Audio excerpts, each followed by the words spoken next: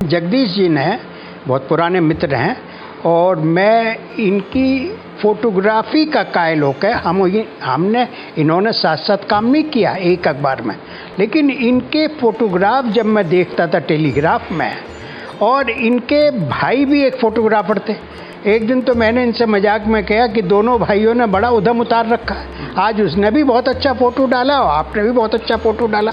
तो क्योंकि मेरी ज़िंदगी में एक मकसद रहा है, अगर आप किसी की तारीफ़ करते हैं तो आप सीखने की कोशिश करते हैं। अगर आप पॉजिटिव हैं और आप किसी की दिल खोल के तारीफ़ करते हैं, और करनी भी चाहिए, जितना अच्छा काम है, तो उसमें फ़ायदा उसका नहीं हो रहा, फ़ायदा आपका हो रहा है। आपका फ़ायदा ये होता है कि फिर मैं कोशिश ये करता हूँ कि मुझे भी यही काम करना चाहिए। मेरे कई ऐसे लोग हैं कि जो बहुत अच्छे रिपोर्टर हैं, पर एज ए मैन बहुत अच्छे नहीं हैं।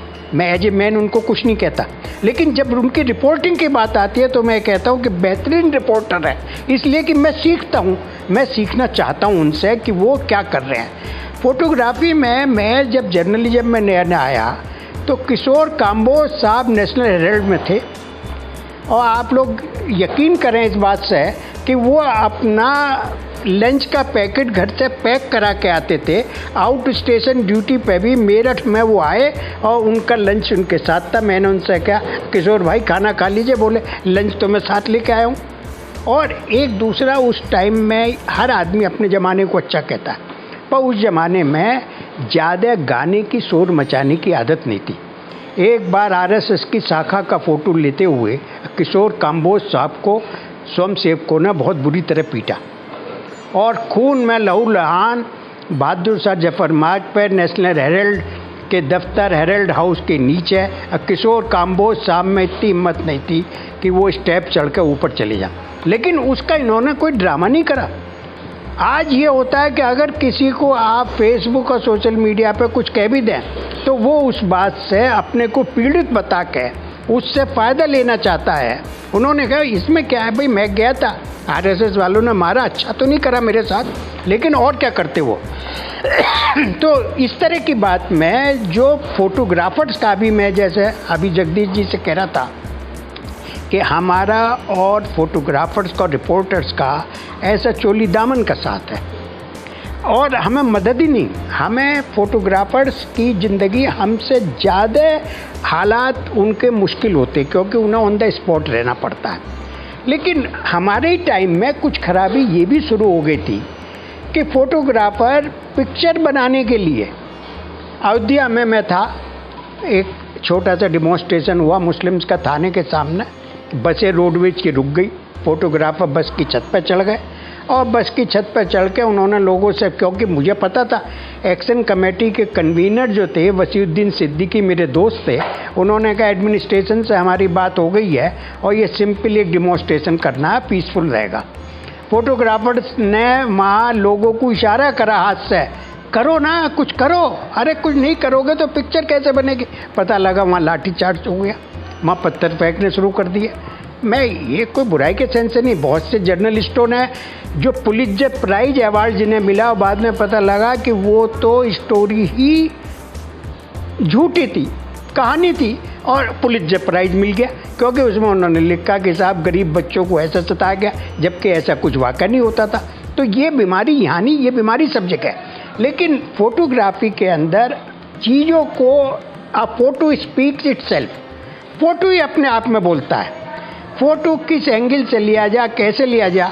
और त्यागराजन साहब के साथ तो मैं बहुत रहा, हालांकि मेरा वो अपना, उनका आखिर के 2-3 साल थे हिंदुस्तान टाइम्स में, वो मेरे साथ असाइनमेंट में जाना बहुत पसंद करते थे।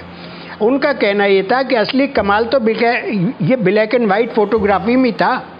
आपकी फ़ोटोग्राफी में जो ऑटोमेटिक है उसमें कमाल क्या है, कमाल तो उसमें था जिसमें हम ये देखते हैं कि एपर्चर कितना है, एक्सपोजर कितना जाएगा। अब मुझे ज़्यादा टेक्निकल वर्ड नहीं पता, इसलिए मैं हो सकता है कुछ गलत कह रहा हूँ। उनका कहना है कि जिसमें हमें मेहनत करनी पड़ती थी, आज की डेट में तो, और आप तो पिछले 20 साल में तो ये हुआ। तो जगदीश जी ने एक दिन मुझसे कहा कि आप जो इतने किस्से कहानी बयान करते हैं, आप लिखते क्यों नहीं। मैं बात को फिर भी टाल गया। फिर एक दोस्त और मिले, अतर फारूकी साहब, 3-4 साल हुए, और उनसे मैंने कहा, उन्होंने कहा लिखिए। मैंने कहा यार एक दोस्त ने और कही थी पहले, तो बोले फिर तो 2 आदमियों ने हो गई। तो आप लिखिए। और मैंने इन्हें लिखना शुरू करा और उसके बाद मैंने एडिट कराई और पब्लिशर भी मुझे अच्छा मिल गया। आपका नाम इस किताब का मैंने नाम के ऊपर ही मैं आ रहा हूँ। मैं इसका नाम है इंस्टेंट हिस्ट्री या मेमोयर। असल में मैं इस किताब का नाम रखना चाहता था सबअल्टर्न जर्नलिज्म। सबअल्टर्न का मतलब ये, मैं हिस्ट्री का स्टूडेंट रहा हूँ। हिस्ट्री में कुछ हिस्टोरियन ने काम ये शुरू करा कि भाई आपने अकबर राजा के ऊपर तो किताब हिस्ट्री कर ली रिसर्च, लेकिन अकबर के टाइम में सबअल्टर्न जो नीचे के लोग थे उनके बारे में तो कुछ लिखिए। तो सबअल्टर्न हिस्ट्री पे कुछ हिस्टोरियन ने काम शुरू करा। तो मैं अपने को सबअल्टर्न जर्नलिस्ट मानता हूँ, क्योंकि मैंने तो जिले से काम शुरू करा। उसमें भी स्टाफर बनने से पहले मैं स्टिंगर रहा, पार्ट टाइम कॉरेस्पॉन्डेंट रहा। उसके बाद में स्टेट भी करी मैंने, उसके बाद में दिल्ली में भी मैंने काम किया। तो मैं इसको रखना चाहता था सबअल्टर्न जर्नलिज्म, लेकिन पब्लिशर ने और बाकी लोगों ने क्या, साहब मार्केट में लोग इसका नाम को समझ ही नहीं पाएंगे। तो मैंने उन्होंने कहा इसका नाम हम इंस्टेंट हिस्ट्री या मेमोयर रखेंगे।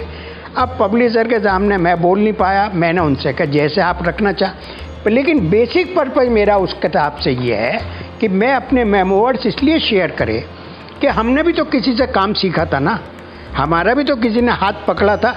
कोई हम माँ के पेट से तो सीख के नहीं आए थे कि भाई जर्नलिज्म ऐसा होता है और स्टोरी ऐसे कवर करनी चाहिए और स्टोरी ऐसे लिखनी चाहिए। तो जिस तरह से मैं अभी आपको एक एग्जाम्पल ये दूँ कि एक बार मैं पहले स्टोरी लॉन्ग हैंड में हाथ से लिखता था और फिर टाइप करता था। तो बीजी बी नाम के एक बहुत बड़े कॉलमिस्ट हुए हैं बॉम्बे में, उनका मैंने एक आर्टिकल पढ़ा।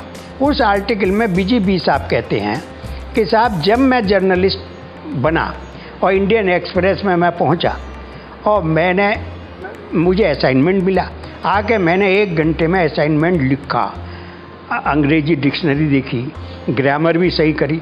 बोले मेरा चीफ रिपोर्टर सिगरेट पीता रहा और जैसे ही मैंने ख़त्म करा चीफ रिपोर्टर आया और उसने वो कागज़ लिया और उसके 20 टुकड़े करके फाड़ के डाल दिए और बोला बास्टर्ड टाइप इट आउट। अबे इसे डायरेक्ट टाइप करो, सिंक तुम्हारे थॉट टाइप राइटर की स्पीड से सिंक्रोनाइज होने चाहिए। तो मैंने कहा यार ये कितना मुश्किल काम है, टाइप राइटर पर बैठ के स्टोरी टाइप करेंगे।